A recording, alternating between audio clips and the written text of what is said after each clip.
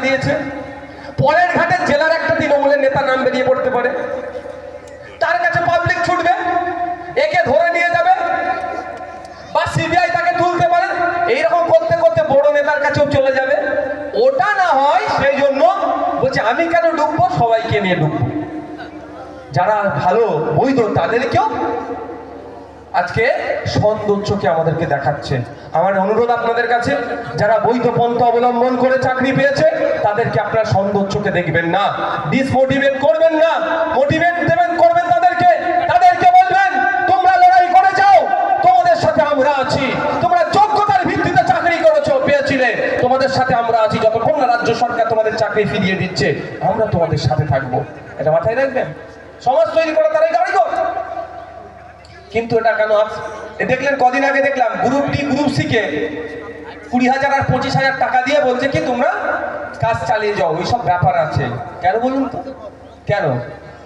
আচ্ছা বলুন, যে বৈধ পন্থা অবলম্বন করে গ্রুপ ডি গ্রুপ সি তে গিয়েছে সে কেন 20-25,000 টাকা মাইনে চাকরি করবে? তার তো প্রায় 35-40,000 টাকা মাইনে, তাই না? সে তার সাথে ইনজাস্টিস হচ্ছে। আর যে অবৈধ পন্থা অবলম্বন করে চাকরি পেল, সুপ্রিম কোর্ট যার চাকরিটাকে বাতিল বলে দিল, তাকে কেন 20-25,000 টাকা মাসে দেবো আপনার আমার ট্যাক্সের টাকাই ভাই? এই নিয়েও মামলা হচ্ছে শুনলাম। মানে শুধু ঘেটে ঘ করতে চাইছে, আর কিছু নয়। এই পর্যন্ত চুরি করে ফেলেছে, দুর্নীতি করে ফেলেছে।